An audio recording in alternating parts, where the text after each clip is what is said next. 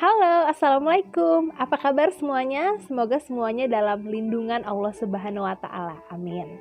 Oke, hari ini Miss Putri akan membahas tentang lesson 14, yaitu visiting the doctor. So, kamu harus siap-siap buka buku kamu halaman 109 ya. Miss Putri akan membahas dua materi. Yang pertama yaitu materi tentang reflexive pronouns dan yang kedua tentang giving instruction. Yang pertama Miss bahas adalah tentang reflexive pronoun. Apa itu reflexive pronoun? Memang agak susah ya pengucapannya. Reflexive pronouns adalah ketika kita ada sebuah kalimat nih. Dan subjek serta objeknya itu sama gitu. Subjek dan objeknya itu sama. Paham nggak? Contoh kalimat ya. Kalau di dalam bahasa Indonesia ada sebuah pola kalimat yaitu SPOK, subjek, predikat, objek, dan keterangan. Contoh kalimatnya, saya membaca sebuah buku di perpustakaan. Ya, sayanya itu sebagai subjek, membaca itu sebagai predikat, atau kalau dalam bahasa Inggris kita bisa bilang kata kerjanya. Ya, lalu ada objek, objeknya itu sebuah novel. Keterangannya yaitu di perpustakaan. Saya membaca novel di perpustakaan, SPOK. Nah, subjeknya tadi siapa? Saya. Objeknya sebuah novel. Sama nggak? Beda kan? Saya dengan novel kan beda, ya nggak? Ya kan?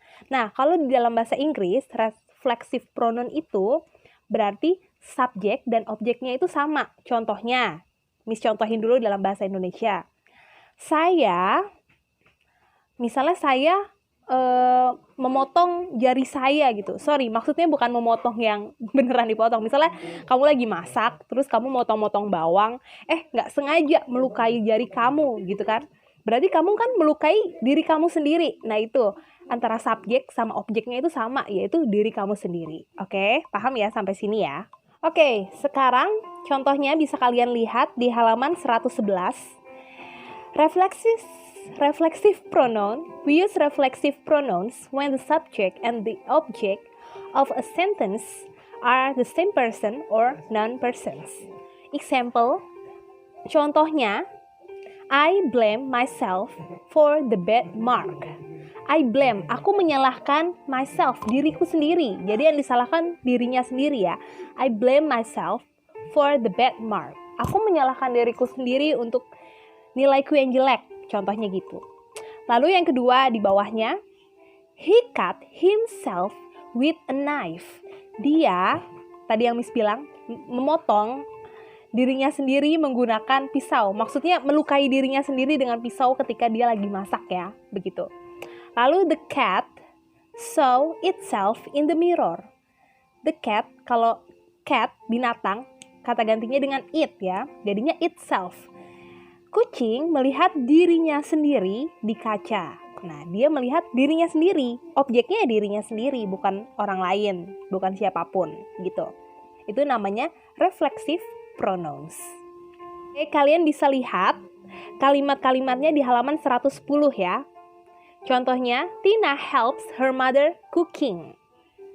She accidentally cut her finger. She hurts herself. She, kalau she jadinya herself. Kalau I jadinya myself. He jadinya himself. You, yourself. We, ourselves. They, themselves. Lanjut, kita kerjakan halaman 111, latihan yang B, writing, tick the correct option. Kita bahas nomor 1. I was sitting by, coba kita lihat, subjeknya adalah I, aku. Maka pilihannya himself, yourself, atau myself. Coba jawab. Ya, benar sekali, myself. I was sitting by myself. Next, number 2. Sandy has hurt herself, itself, himself in the accident. So, Sandy. Biasanya Sandy laki-laki atau perempuan? Laki-laki ya. Berarti Sandy has hurt himself in the accident. Oke? Number 3. They built the house. Ourself, yourself, atau themselves.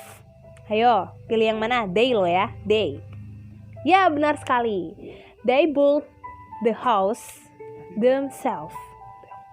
They built the house themselves. Number 4. She asked blank blank blank which way to take. She jadinya? Ya, benar. She asked herself which way to take. Dia bertanya pada dirinya sendiri. Okay, number 5. We have to push the car. Ayo, kalau subjeknya we, maka we have to push the car ourselves. Okay, paham ya sampai sini ya? Okay, next selanjutnya kita akan membahas tentang giving instruction. Nah, pastinya kalian udah tahu lah, udah kenal apa sih itu instruction. Instruction adalah sebuah instruksi. Ya, ketika kamu memberikan instruksi seseorang untuk melakukan sesuatu, begitu. Misalnya, tolong dong matiin AC-nya, gitu ya. Atau, tolong dong tulisin aku. Itu nggak boleh ya, males namanya ya. Tapi itu namanya memberikan sebuah instruksi ya. Oke guys, kita lanjut lagi. Kalau misalnya kamu mau memberikan, tunggu, jangan memberikan dulu ya. Kamu ingin menanyakan sebuah instruksi. Misalnya kamu nggak tahu nih, gimana sih caranya bikin dalgona coffee, ya nggak? Nah, kamu bisa tanya instruksinya kepada orang lain yang lebih senior. Kak, gimana sih cara bikin dalgona coffee? Nah, itu namanya menanyakan sebuah instruksi. Hello guys, sorry banget karena ternyata ada video yang terhapus ya. Jadi Miss rekam aja di sini. Oke, di sini akan membahas tentang beberapa cara atau ekspresi untuk meminta dan memberikan sebuah instruksi. You can use this, the expression of asking and giving instruction to tell others how to do something. Jadi kamu bisa menggunakan ekspresi ini untuk meminta dan memberikan sebuah instruksi kepada orang lain bagaimana cara melakukan sesuatu. Yang pertama adalah ketika kamu asking instruction atau meminta sebuah instruksi. Biasanya ini digunakan ketika kamu gak mengerti, misalnya membuat sesuatu kamu gak tahu gitu ya. Yang pertama ada how does the instruction say to use it? Bagaimana instruksinya mengatakan untuk menggunakan ini gitu. Lalu how should I do that? Bagaimana aku melakukannya? Terus what should I do with it? Apa yang harus aku lakukan dengan ini? Nah, itu adalah cara meminta instruksi ketika kamu tidak tahu apa yang harus kamu lakukan ya. Lalu, next adalah giving instruction. Memberikan sebuah instruksi. Nah, karena kita di sini temanya adalah visiting the doctor, so di sini juga instruksinya biasanya instruksi yang diberikan ke dokter kepada kita. Take the medicines regularly. Ambil obatnya atau minum obatnya secara beraturan gitu ya. Biasanya kalau obat itu jarang menggunakan drink medicine atau eat medicine. Biasanya dia menggunakan take the medicine. Oke, next ada take it after you eat. Maksudnya take it itu mungkin obat ya. Ambil obatnya atau minum obatnya setelah kamu makan. Next, clean the wound with alcohol. Bersihkan lukanya dengan alkohol. Lalu, wrap the wound gently with a bandage. Bungkus atau lindungi ya. Biasanya pakai bandage itu perban. Lukanya dibungkus pakai perban. Seperti itu. Kalau kamu mau memberikan instruksi, giving instruction, kamu bisa bilang langsung ke kata kerjanya aja.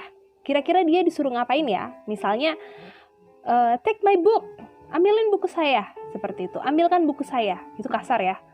Terus misalnya, matikan TV-nya. Misalnya mama kalian bilang, hey, matikan TV-nya.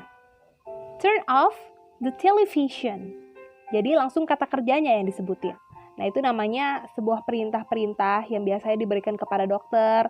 Atau bisa aja dokter bilang, jangan minum es. Itu juga instruksi, perintah ya. Don't eat an ice cream.